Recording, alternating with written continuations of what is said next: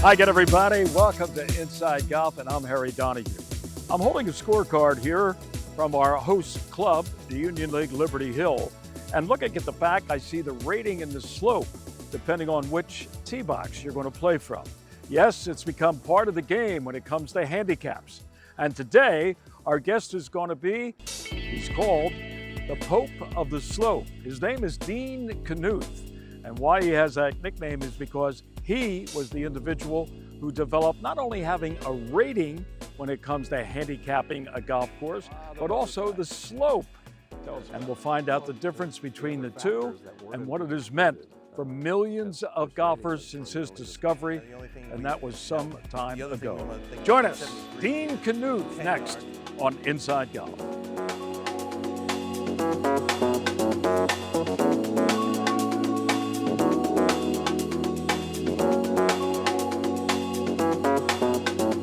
The 28th season of Inside Golf is presented by Destination Montco Golf, the first tee of Greater Philadelphia, the Philadelphia Association of Golf Course Superintendents, the Golf Association of Philadelphia, GAP, Jersey Man and Philly Man Magazine, and Inside Golf's partner since 1998, the Philadelphia section of the PGA. Golf is the great equalizer. For many, this journey is an escape from reality, a chance to be part of a team, a career opportunity. PGA Reach impacts lives through golf by lifting people up, giving them hope, and sending them down an alternate path that they never saw coming. With PGA Reach Philadelphia, as in life and in golf, the most important shot you take is the next one. The Golf Association of Philadelphia. Founded in 1897, GAP is the nation's oldest regional or state golf association. We serve amateur golf in Eastern PA, Southern New Jersey, and all of Delaware. GAP welcomes all golfers, junior or senior, male or female, public or private. Join the Golf Association of Philadelphia today. Our mission is always to preserve, protect, and promote the great game of golf. Before you tee it up, look us up. Visit gapgolf.org to find out more. Welcome back. Inside Golf continues on a beautiful day here at Union League Liberty Hill. And our guest is Dean Knuth. And Dean is known for a lot of things. And I mean a lot of things. But his nickname sort of tips off his involvement with the game of golf. Dean, you are known as the Pope of Slope. I'm not making that up, folks. I could make that up. It's a clever nickname. How did it originate?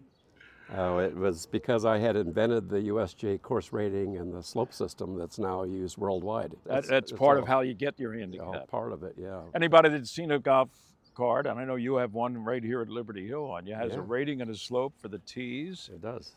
And, everybody says, well, what's the rating? What's the slope? Well, Dean's really was the guy that came up with the idea to include not just the length of a golf course in terms of difficulty, because that's what the rating was based on, but the slope brings in a lot of other factors. Tell us about it. Well, the other factors that weren't being included, because course rating was primarily just based on the length of a golf course. And the Golf Association could modify it up one or down one, but there were a lot of factors in which I discovered in research when I was at Naval Postgraduate School in Monterey, California. And so I did a mathematical model that determined that major factors are fairways, bunkers, out of bounds, the green is a target, green surface. Right, hazards, things like that. I was here one time, I guess it was maybe 3 or 4 years ago, when a team from the Golf Association of Philadelphia came out. And when I say a team, there were probably 8 to 10 people going down every fairway, stopping, taking observations, and the course was being re-rated, I guess. And that's done periodically, right? Especially after changes, restorations in a golf course. So the authorized regional and state golf associations, now called allied golf associations, throughout the United States and actually throughout the world, under the World Handicap system. They're trained, and I taught my system nationwide first and then worldwide. and how to do it. It held seminars, and these people would be the ones coming up from the Golf Association, like Golf Association of Philadelphia, and so that's how it was all done. Your life didn't begin with golf. When I say that, you're a graduate of the United States Naval Academy, class of 1970. Right. By the way, I graduated from college in 1970, so we have something else in common. But then you served time in the military. How long did you stay in the Navy? I did 11 years active, and then when I joined the USGA staff, they allowed me to remain in the Naval Reserves. I stayed another 17 years, so 28 years altogether, and retired as a captain in the Naval Reserve. Okay. Were you always, was mathematics your favorite subject in school? I didn't know as a high school student that I was exceptional, but my math teacher suspected that I was, because I was really, it was all too easy. And so he had me tested, and that's when I found out I had a perfect 800 SAT in math. Really? How about that? Perfect 800. That still works today, as you probably know. Getting back to your military career, when you came out of Annapolis in 1970, of course, the Vietnam War was still part of it. Where did you serve time during the war? I served on destroyer duty off the coast of Vietnam. We were doing gunfire support. I had to go into Da Nang some of the time. It was interesting. Right. Yeah. So your military career ends. You go to work out of that with the USGA? No. The Navy, then after the Vietnam War ended in 1975, sent me to the Naval Postgraduate School in Monterey to get a math and systems engineering master's degree. And it was paid for by anti-submarine warfare program in the Navy. And there I learned how to find Soviet submarines passively. What does that mean? Searching with acoustic cables in the deep sound channel, which is typically more than 1,000 feet down. Wow. And finding a certain frequency. And the Soviet submarines were extremely quiet. They had an anechoic coating, and it made it very difficult to find them. But you cracked the code? I did. How about that? Yeah, and at one time we knew where they all were. And you can all credit Dean Knuth for that, huh? Yeah. Wow, that's and I did get a Legion of Merit medal for that. So. Wow, how about that? You grew up in Wisconsin? Yes, I did. Eau Claire. Eau Claire, Wisconsin. That's a pretty short golf season in Eau Claire. Yeah, very isn't it? short. So were you always interested in the game? Did you play other sports? Or? You know, I was a baseball player. I was a pitcher, left-handed pitcher. I had dreams of being a pro someday, and I even had a tryout with the Minnesota Twins pitching coach. And I'm just a little guy, I'm short and no leverage, and he said, son, he says, you got great breaking stuff, but we teach breaking stuff, but boy, you ain't got no heat. And by that he meant the fastball. I didn't have speed. You didn't have speed. What was your best speed for velocity? Probably 84 miles an hour. That's not going to make. That's a good changeup for these kids today.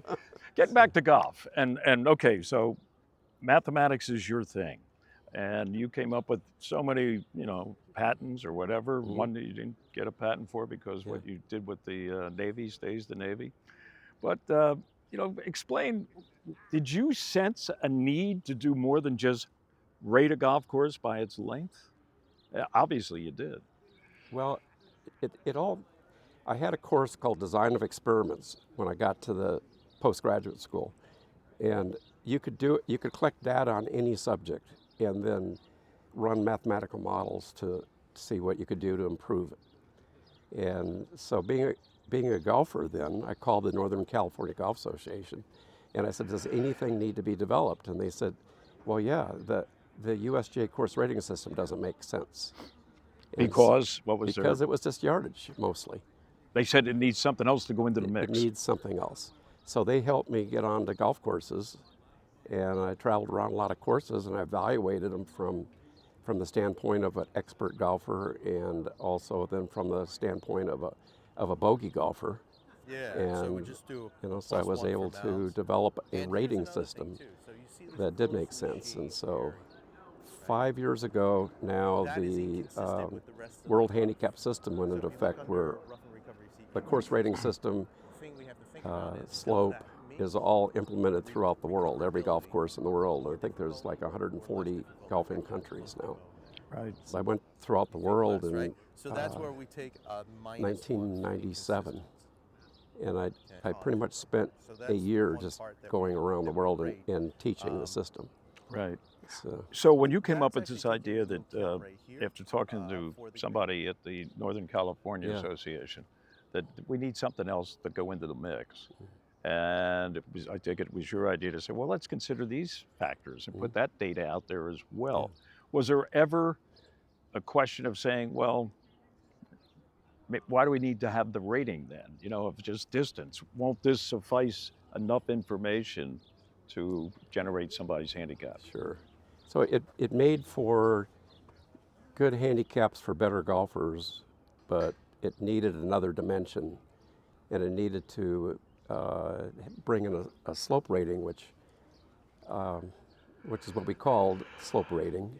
We had a handicap research team, and we looked at all these different possibilities. And by comparing the score of a bogey golfer to a scratch golfer, you could tell how fast the scores go up as handicaps go up. And that's what we call the slope rating. And that's what that means. A lot of people wonder, what is that slope rating number? But 113 is a standard of just basic golf course. For a slope. For slope rating, yeah. Right. And it goes up to 155. Yeah, I was going to get into that when we come back. We're going to take a break. And when we come back, we'll talk about the 155 club. Some courses probably could go higher if they decide to increase that 155 maximum. And the Pope of Slope here, Dean Knuth, can tell us which clubs we're talking about. And we'll be back. More of Inside Golf with Dean after this. Yep, just as I suspected. Your entire family is too plugged in. Now, there's a treatment. Your offline Oasis 08s in Montgomery County, PA. You may experience moments of euphoria, a rush of culinary cravings, a lot less screen time, and more we time. You may even reconnect with nature. Unplug in Montgomery County, PA. Side effects may include budget-friendly fun and memories that will last a lifetime. Welcome back, Inside Golf here at Union Lake Liberty Hill. We're talking to Dean Knuth, AKA the Pope of Slope. He's the gentleman who found that mathematical equation or whatever to come up when you look at your scorecard. You got the rating and you got the slope, and the reason you have the slope is because of Dean Knuth. He's the man that came up with it. And what year was that, Dean, when it was finally accepted here in the States? 1975 is when I first developed the course rating procedure. And then I think slope rating came along in 1981. Did you ever get any feedback from the USGA or anyone else in golf saying, well, do we really need that? That's a good question, because Northern Cal Golf Association wrote a letter to the USGA saying that we're going to adopt the Knuth course rating system because you don't really have a good one. And all of a sudden that got the USGA's attention. And then Who was the president of the USGA then? I don't remember, but I was deployed on an aircraft carrier in the Atlantic Ocean when a letter arrived from the USGA saying that, would you be a consultant to us? And that eventually became their first. And that was based on what the California people had to say about what you did, as opposed to what for years people were doing to determine their handicap. So next thing you know, you're working in New Jersey, huh? Almost. I was at the USGA headquarters at Far Hills. New Jersey. They call it Liberty Corner now, but it's Far Hills. Let's talk about handicaps. We teased at the end of the last segment about the maximum for a slope on a golf course, which is 155. 155. Local course in the area that has it, Pine Valley. I don't know if any other course in the immediate Philly area has it, but 155 is as high as you can go. Give me some comparisons. Let me throw a couple of courses. I hope your memory bank is pretty good today. Oakmont, site of this year's U.S. Open. What's the highest? I think the way Oakmont will be set up for the U.S. Open, it'll probably have a course rating very high, like 78. Okay. If you rated it under the U.S. Open conditions. But the slope rating is probably going to be 140-ish.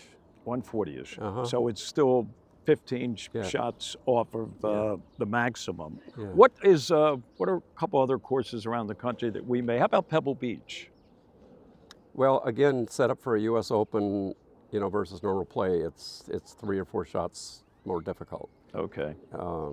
But they're all, I think the highest I've seen for a U.S. Open course was Torrey Pines, which the way it was set up when it was last there, won by John Rahm, it was about a course rating of 80 shots. And that means a scratch golfer would be expected to shoot 80. 80. Wow. Yeah. How about the slope? Slope rating, again, is high.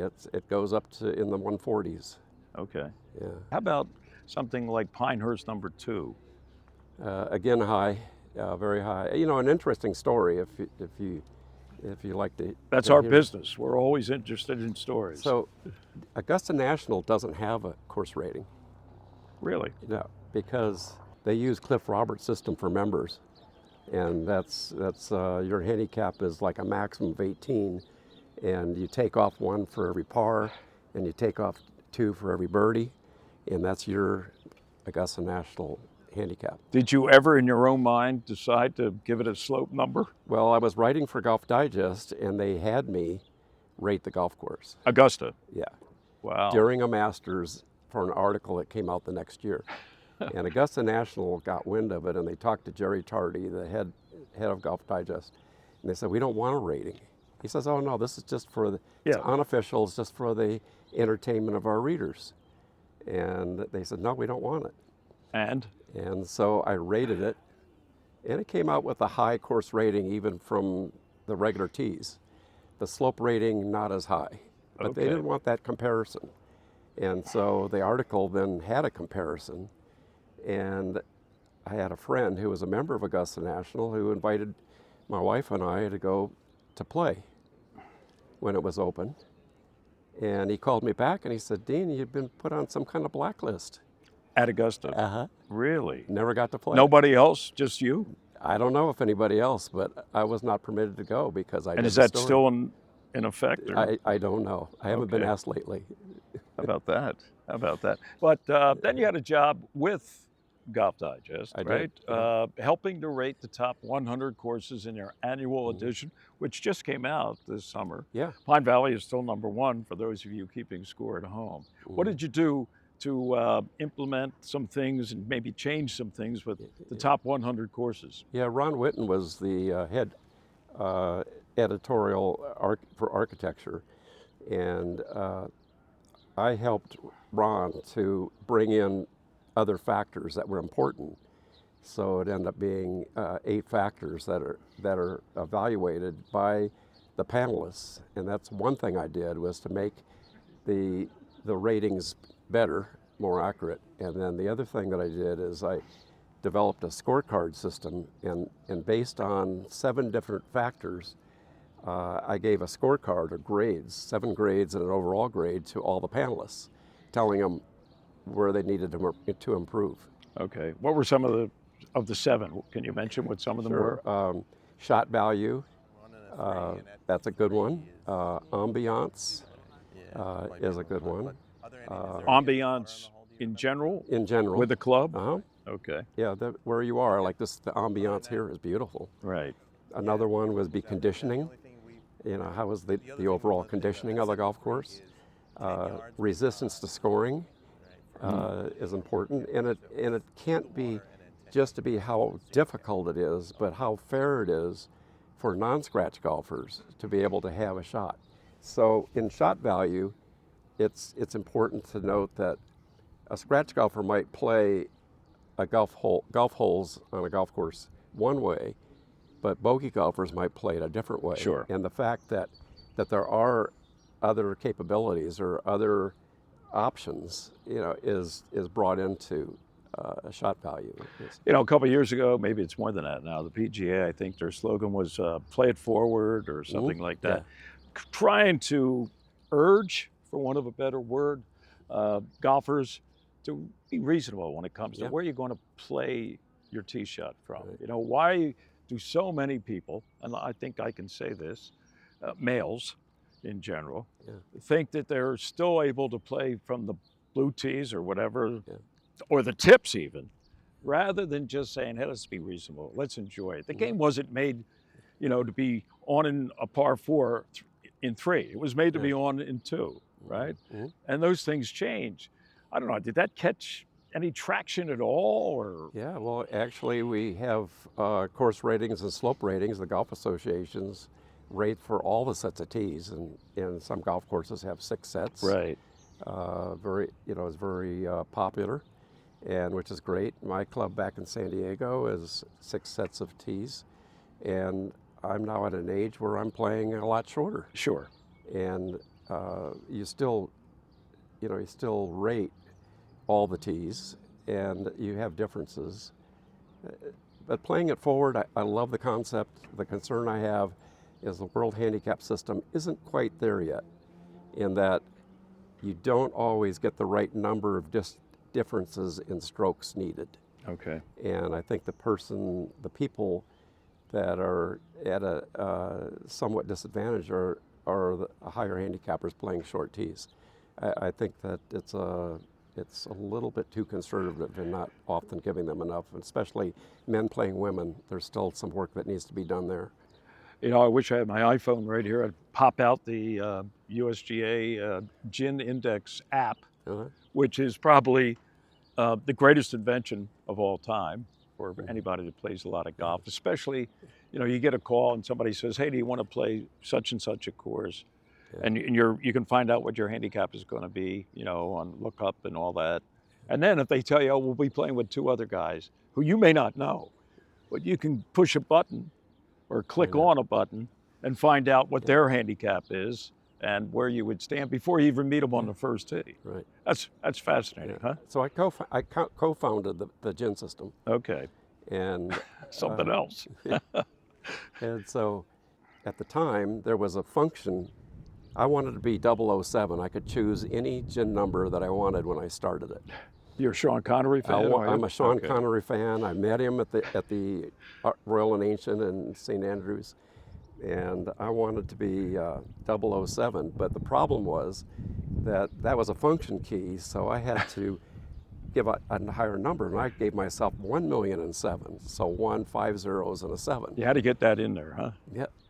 That's great. So you can look me up. I do post my scores. I shot my age.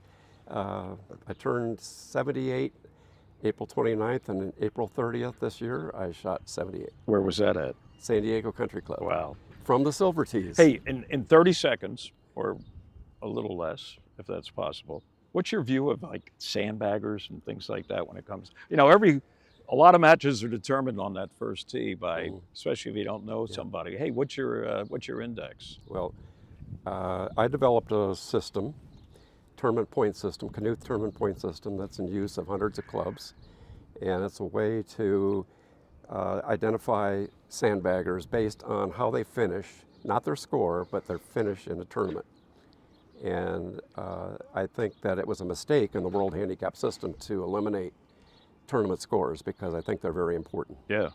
Chances are somebody who isn't always accurate with the pencil is going to play real accurate when it comes to handicap i.e. tournament. That is a problem. Yeah, that is. Still is. All right, we'll be back more with Dean Knuth. He is the Pope of Slope. We're finding out a lot about handicaps with Dean coming up here on Inside Golf. Most golfers spend weeks and even months planning their dream golf vacation, researching transportation, lodging, and tee times.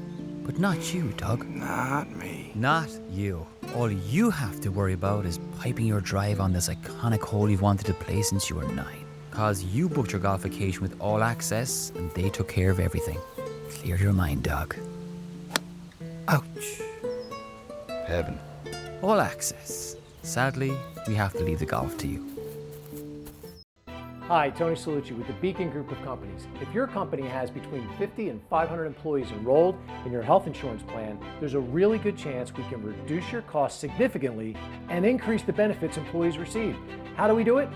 We put you together with several thousand employers of a similar size across the country, so your company can get amazing buying power. Schedule a conversation with one of our employee benefits specialists today at mybeacongroup.com. Well, we're going to close now our little conversation, our chat here in the Rockers overlooking this beautiful Union League Liberty Hill course with Dean Knuth. Found out a lot about handicaps and how he contributed to the slope. When you look at the rating and slope of a golf course, he was the man that put that in place. So I know you're here tonight at Liberty Hill for a seminar and to explain a lot of the things we just talked about over the past half hour. But what do you do with the rest of your time, Dean, these days? Well, my wife and I love Scotland, and we bought a house in Dornoch, Scotland, which is in the Highlands, and we play there and we play at Golspie, and I'm also a member of the RNA in St. Andrews, and we always go there every year, and so we basically spend almost half the year, which is what's allowed by the UK.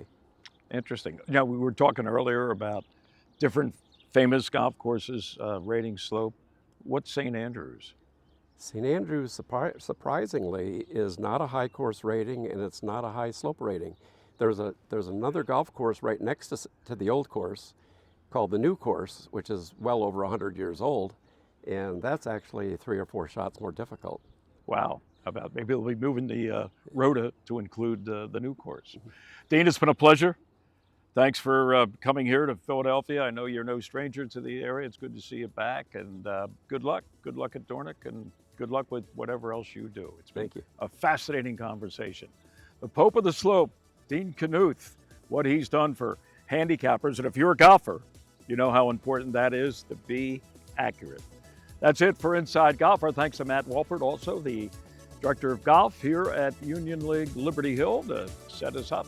We've had a fascinating conversation at a fascinating place. I'm Harry Donahue. Remember, no matter how bad it's going for you out there, either on the course or off, don't pick up. We'll see you next time on Inside Golf. The 28th season of Inside Golf is presented by Destination Montco Golf, the first tee of Greater Philadelphia, the Philadelphia Association of Golf Course Superintendents, the Golf Association of Philadelphia, GAP, Jersey Man and Philly Man Magazine, and Inside Golf's partner since 1998, the Philadelphia section of the PGA.